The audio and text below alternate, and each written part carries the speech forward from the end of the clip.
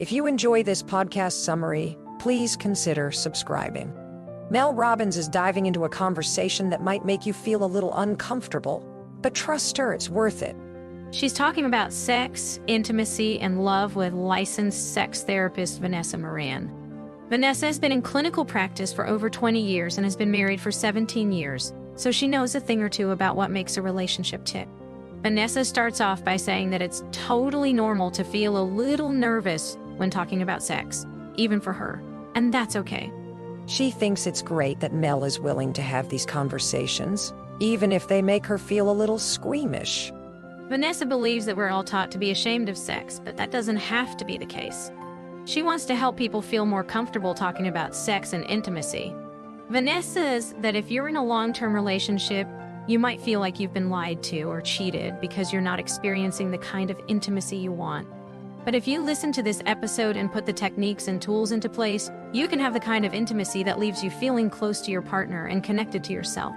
For single people, Vanessa says that this is an incredible opportunity to learn skills that you can bring into your next relationship.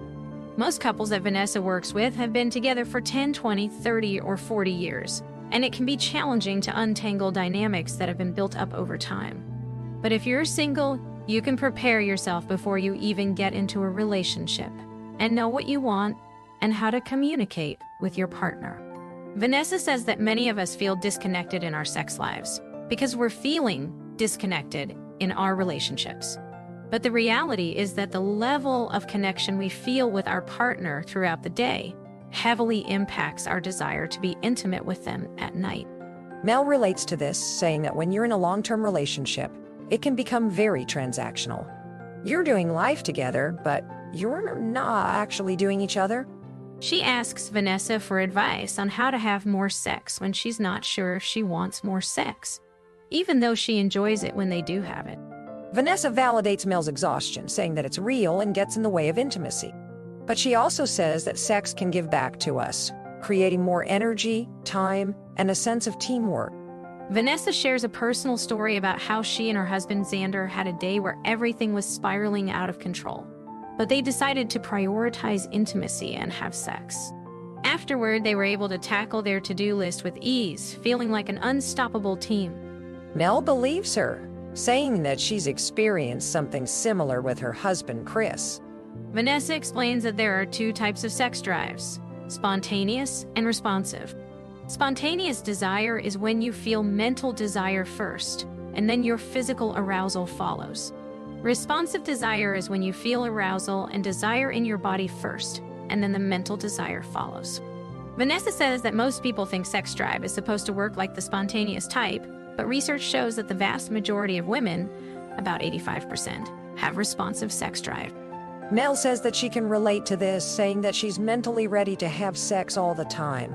But it's when they cross the bridge to actually doing it that the drawbridge is up.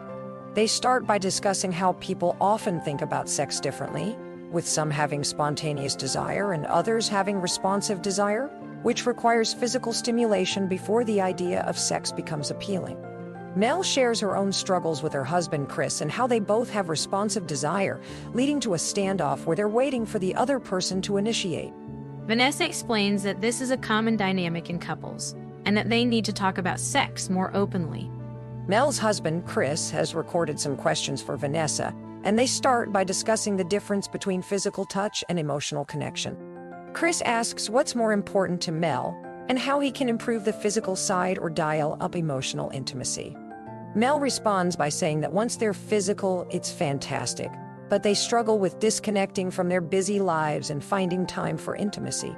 She also shares her own feelings of being tired and not knowing what she needs from Chris. Vanessa also challenges the idea that scheduling sex is a bad thing, pointing out that people have been scheduling sex their entire relationship, even in the early days of dating. She suggests rephrasing it as planning for sex or intentional intimacy.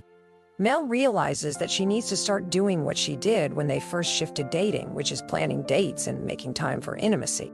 Mel responds by saying that she misses cooking dinner together, which used to be a ritual they had when their kids were home.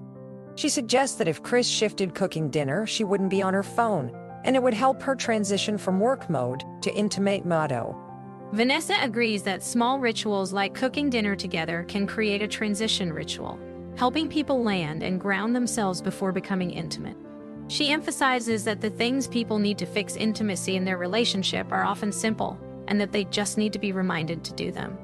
They start by discussing a simple activity that can help couples reconnect, a 2-minute exercise to help them feel more present with each other.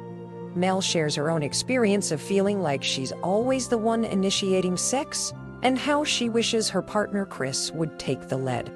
Vanessa acknowledges that this is a common issue many couples face, where both partners want the other to take charge. Mel explains that she feels like she's always in masculine energy mode, being the primary breadwinner and taking care of everyone around her.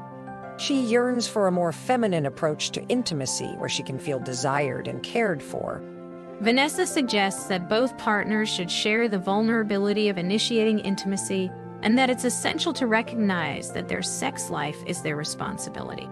Vanessa shares her own experience of feeling uncomfortable initiating sex, but how she's worked through those feelings and now encourages couples to take ownership of their intimacy. She suggests that couples should discuss what makes them feel cared for and catered to during sex and come up with specific ways to make each other feel cherished. Mel asks Vanessa about the single best thing a couple can do if they're experiencing a dry spell. Vanessa advises talking about it, acknowledging the issue, and making a plan to reconnect. She explains that a dry spell can be defined as a period of 3 to 6 months without sex, and that it's essential to address the issue rather than ignoring it. Vanessa shares her own ritual of making out with her husband every night, which they shifted to bring back the romance in their relationship. She explains that they made a rule to not have sex after making out for the first month, to focus on the act of kissing for main learning from video. They discuss how to improve intimacy and sex lives, emphasizing the importance of communication, vulnerability, and taking ownership of one's intimacy. Vanessa shares practical advice such as planning for sex, using direct language, and respecting boundaries. She also suggests having non-sexual physical touch, practicing being more direct about initiating sex, and using phrases like, "Are you open to being intimate?" to take the pressure off. The conversation highlights the need to prioritize female pleasure, discuss desires and boundaries, and challenge societal norms that prioritize male pleasure. By applying these insights, couples can create a more fulfilling and pleasurable sex life. The key takeaway is that improving intimacy and sex lives requires effort, communication, and a willingness to be vulnerable. By starting conversations and taking small steps, couples can build a stronger connection and create a more satisfying sex life.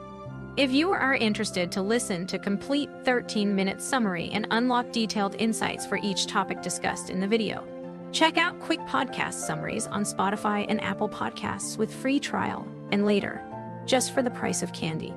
Happy listening!